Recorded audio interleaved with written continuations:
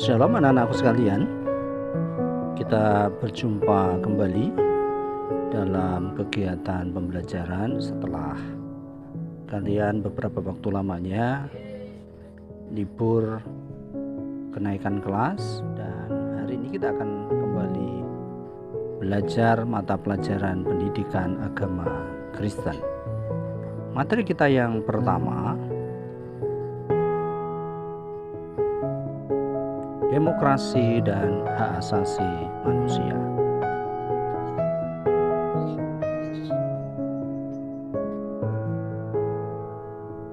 Kita akan lihat terlebih dahulu tujuan pembelajaran kita. Setelah mengikuti proses pembelajaran, peserta didik diharapkan dapat: 1.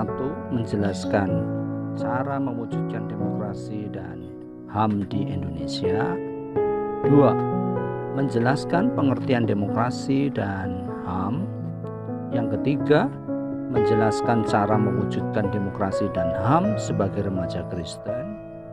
Yang keempat, mendiskusikan bagian Alkitab yang berbicara tentang demokrasi dan HAM. Sebelum kita lebih jauh melaksanakan kegiatan pembelajaran, kita akan berdoa. Tuhan Yesus, terima kasih. Kami bersyukur kepadamu. Hari ini adalah hari pertemuan yang pertama untuk kelas 12 dalam mata pelajaran pendidikan agama Kristen.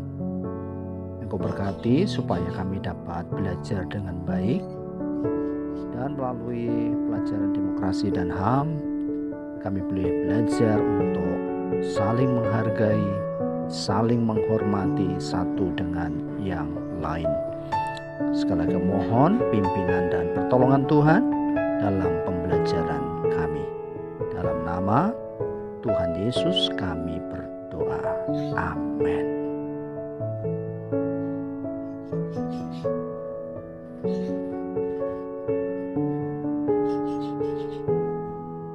Anak-anakku sekalian, kalian bisa pause sebentar video kalian dan kalian menjawab pertanyaan berikut. 1. Apa yang kamu pahami tentang HAM? Yang kedua, hak apa saja yang dapat digolongkan sebagai hak asasi manusia? Yang ketiga, apakah hak ini bisa dicabut oleh negara? Silakan kamu tuliskan jawabanmu dalam buku tugas, dan kalian bisa menyelesaikannya terlebih dahulu.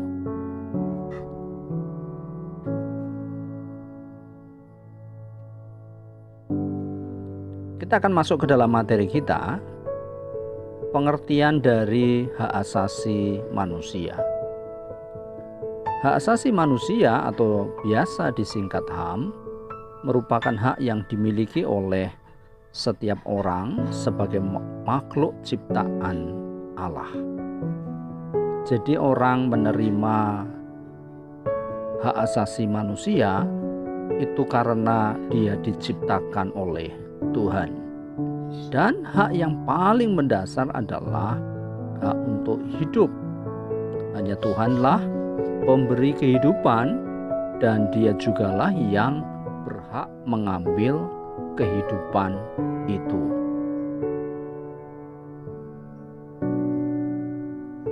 Namun sayang sekali dalam kenyataannya masih banyak orang yang belum menyadari dirinya memiliki hak yang tidak dapat dilanggar ataupun diambil oleh orang lain.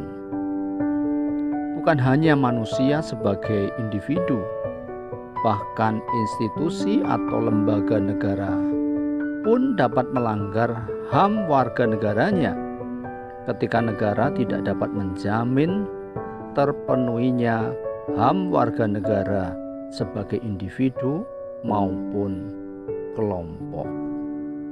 Kita harus menyadari bahwa setiap orang memiliki hak asasi manusia yang tidak boleh dilanggar oleh siapapun, termasuk oleh negara.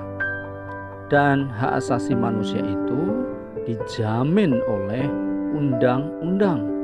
Maka itu sebabnya kelompok atau pribadi atau bahkan negara tidak boleh melanggar hak asasi manusia warga negaranya. Silakan kamu tonton sejenak gambar ini dan jelaskan pendapatmu tentang gambar-gambar ini. Kalian bisa menyampaikannya nanti sementara ditulis dulu di buku tugas kalian, dan setelah itu nanti kita bisa lanjutkan dengan diskusi dalam grup WhatsApp atau melalui Google Classroom.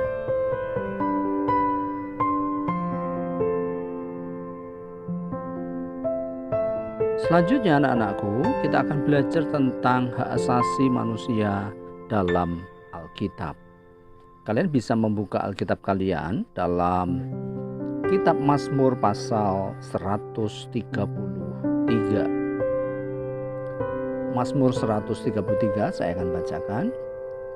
Nyanyian ziarah Daud, sungguh alangkah baiknya dan indahnya apabila saudara-saudara diam bersama dengan rukun, seperti minyak yang baik di atas kepala, meleleh ke janggut yang meleleh ke janggut Harun, dan ke leher jubahnya, seperti embun gunung Hermon yang turun ke atas gunung-gunung Sion. Sebab kesanalah Tuhan memerintahkan berkat kehidupan untuk selama-lamanya. Nah, menurut ayat yang kita baca ini, firman Tuhan mengajarkan supaya kita hidup rukun satu dengan yang lain. Hidup rukun satu dengan yang lain itu akan mendatangkan berkat dalam hidup kita. Firman Tuhan tadi berkata, kesanalah Tuhan memerintahkan berkat kehidupan untuk selama-lamanya. Nah, untuk kita bisa hidup rukun satu dengan yang lain, maka sudah pasti kita juga harus menghormati, menghargai setiap orang. Kita tidak boleh merendahkan orang lain atau melecehkan orang lain karena suku orang itu, karena warna kulit orang itu. Apapun alasannya, kita harus menghormati semua orang, apapun agamanya, apapun warna kulitnya, apapun warna rambutnya, bentuk rambutnya, bentuk tubuhnya. Kita tidak boleh melecehkan orang lain. Karena dengan demikian, maka kita akan bisa hidup rukun dengan siapapun. Saya percaya orang pasti tidak senang ketika dihina. Orang pasti tidak senang ketika dilecehkan. Maka itu sebabnya kalau kita ingin hidup rukun dengan semua orang, maka hargai dan hormati setiap orang. Kemudian dari 1 Raja-Raja pasal 21 ayat 1 sampai 16. Di sana dikisahkan tentang seorang raja yang bernama Ahab dengan permaisurinya yang berbuat jahat, melanggar hak asasi manusia. Apa yang mereka lakukan? Yang dilakukan oleh Raja Ahab dengan ratunya Isabel, dia mengambil dengan paksa kebun anggur Nabot. Pada waktu itu Raja Ahab menginginkan kebun anggur Nabot, tapi Nabot tidak mau menjualnya karena itu adalah hak waris, ya, atau bisa dikatakan itu milik sukunya.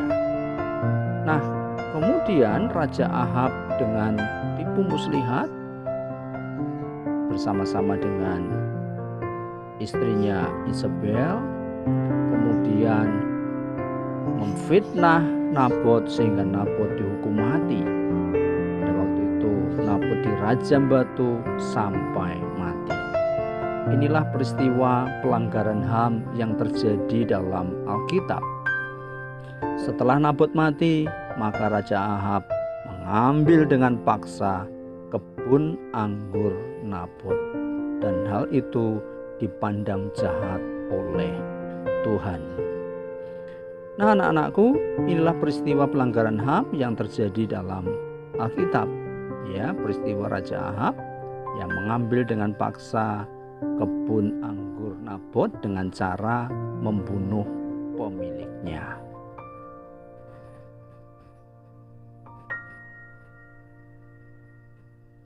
Nah, anak-anakku sekalian, itulah pembelajaran kita dalam pertemuan yang pertama untuk materi demokrasi dan hak asasi manusia.